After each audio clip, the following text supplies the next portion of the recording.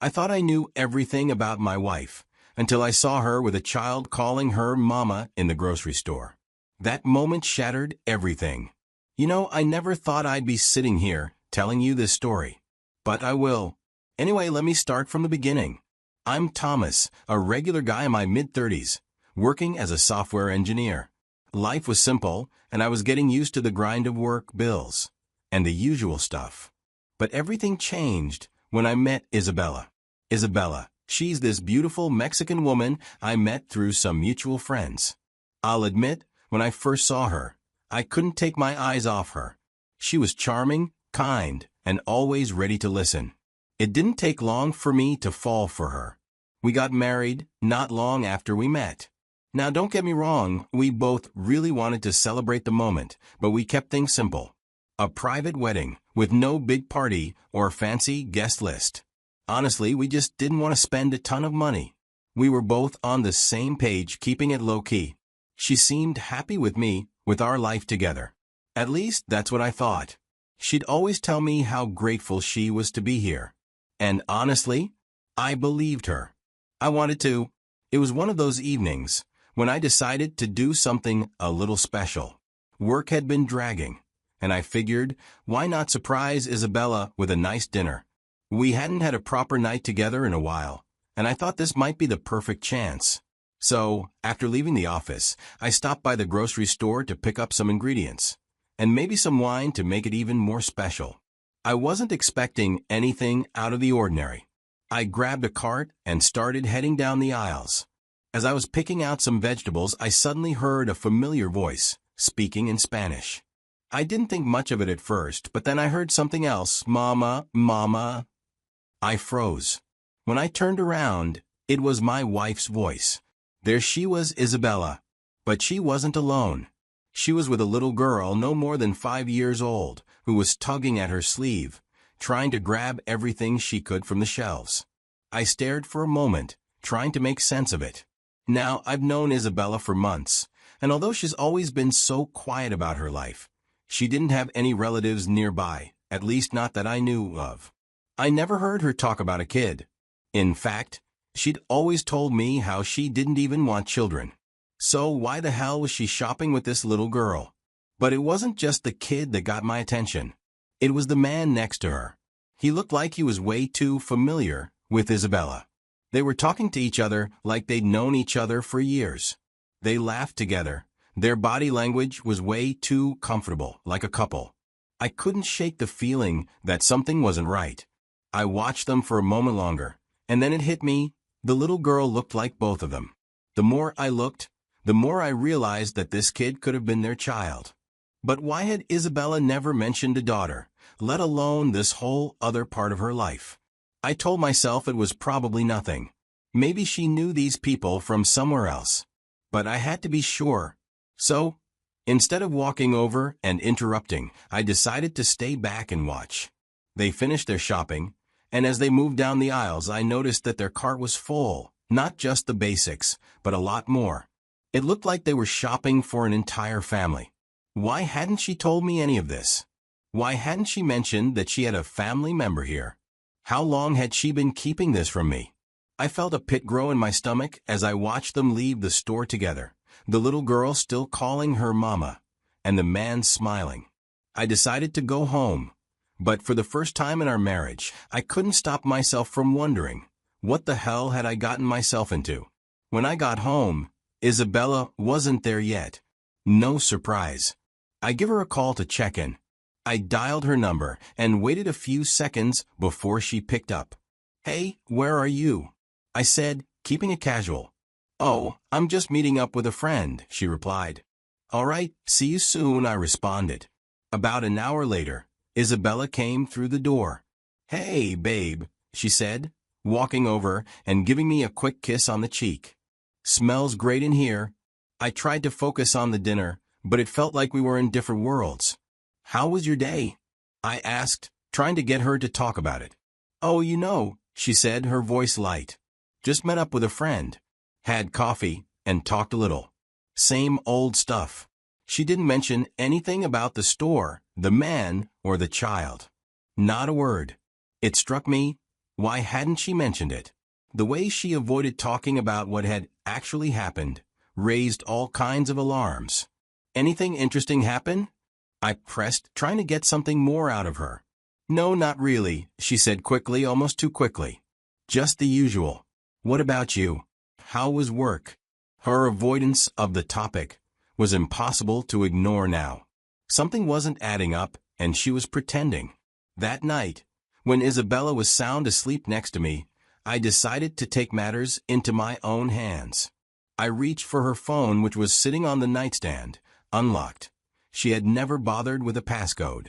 As I scrolled through her messages, I didn't know what I was looking for, but I knew I had to find something. And then I found it. A thread of conversations, hidden in a separate folder. The messages between Isabella and a man I didn't recognize were heart-wrenching. They talked about things I never imagined. It was like I was reading someone else's life. The man wasn't just a friend, or even a former lover. He was her husband. And the little girl I saw with her in the grocery store? Their daughter. I kept reading, my hands shaking as I absorbed the words.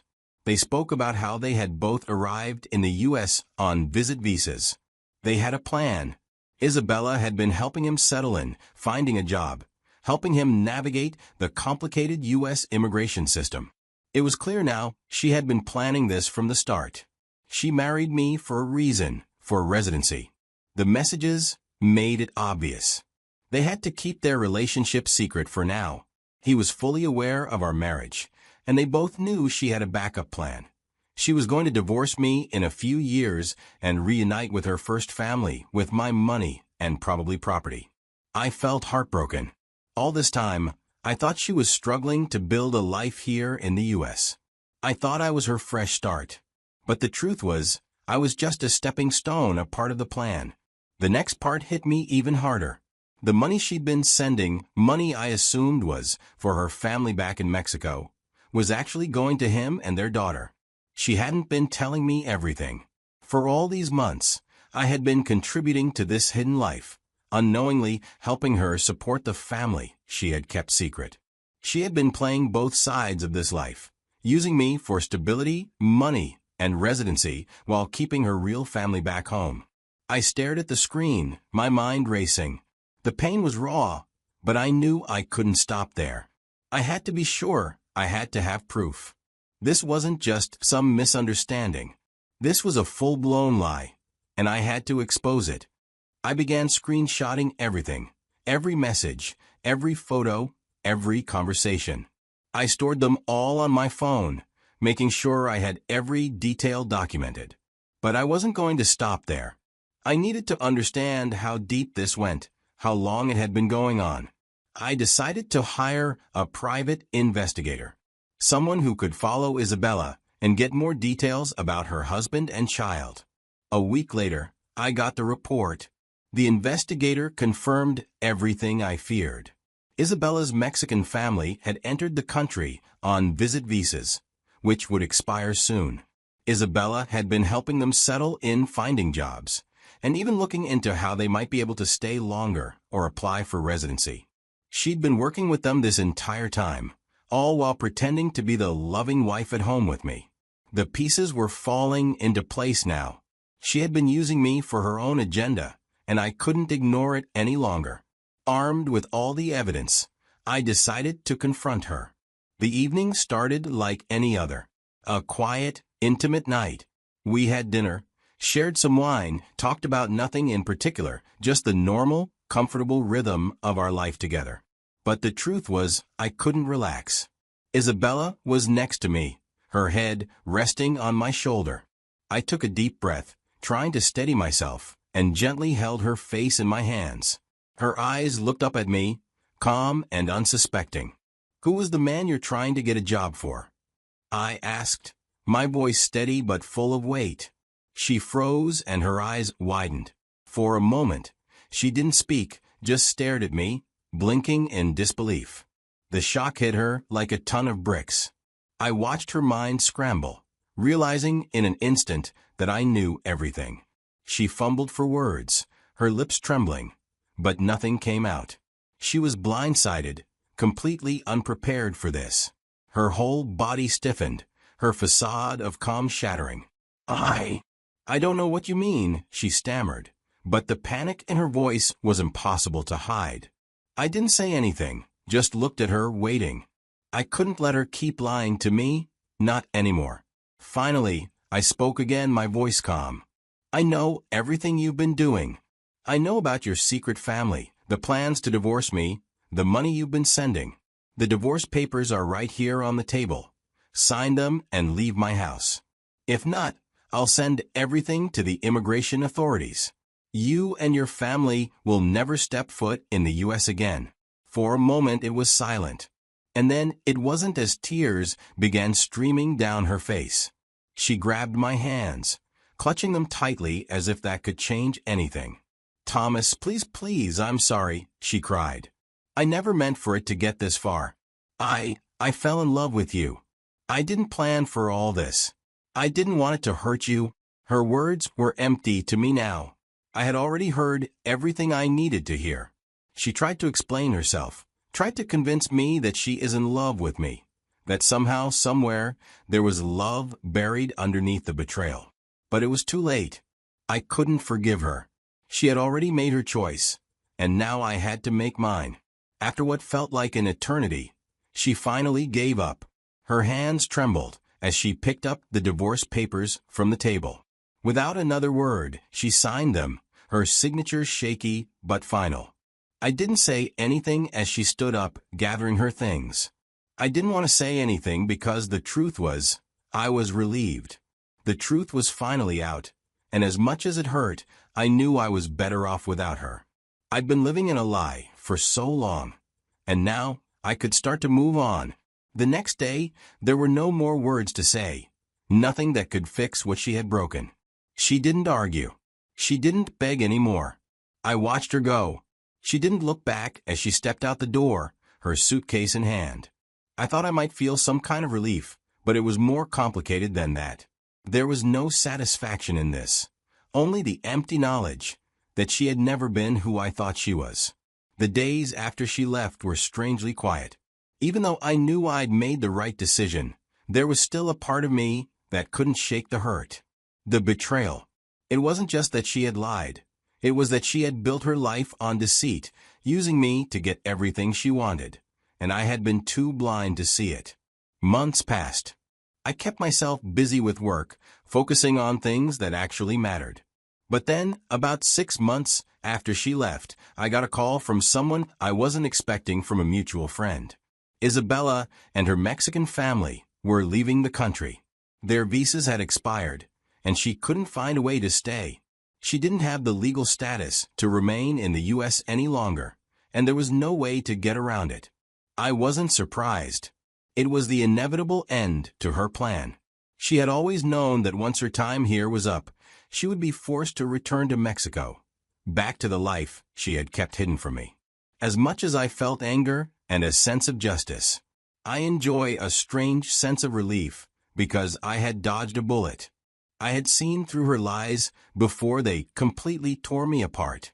I learned the hard way that some people don't want love, they want an opportunity. And I had been a pawn in her game.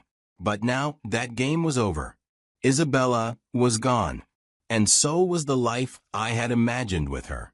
As I sit here, reflecting on everything that's happened, I can't help but think about the lessons I've learned. I won't sugarcoat it. This whole experience has been a wake-up call. It's easy to get swept up in the words of someone you love, especially when they're telling you what you want to hear. But in this day and age, especially with interracial marriages and people coming from different backgrounds, you can't just trust blindly. You have to verify. Love can make you see what you want to see, not necessarily what's real. And I'm not saying that love isn't real or that it's always a lie, but I wish I had asked more questions, trusted less in assumptions, and verified more. If you're in a relationship, especially one where things don't seem to add up, take the time to truly understand what's going on. Look beyond the surface. It's not about being paranoid. It's about protecting yourself. So let me ask you this. What would you do if you found yourself in my shoes? If you realized that the person you trusted with everything wasn't who you thought they were? Would you stay and try to fix things? Or would you walk away, knowing that you deserve better? I'd love to hear your thoughts on this. Drop a comment below, and let me know what you'd do in a situation like mine. Also, if you think this story could help someone else, don't hesitate to like and share this video. Maybe there's someone out there who needs to hear this, who needs a reminder that trust should be earned, not just given. Stay vigilant, stay true to yourself, and remember that you deserve honesty in your relationships. Thanks for watching, and I'll see you in the next one.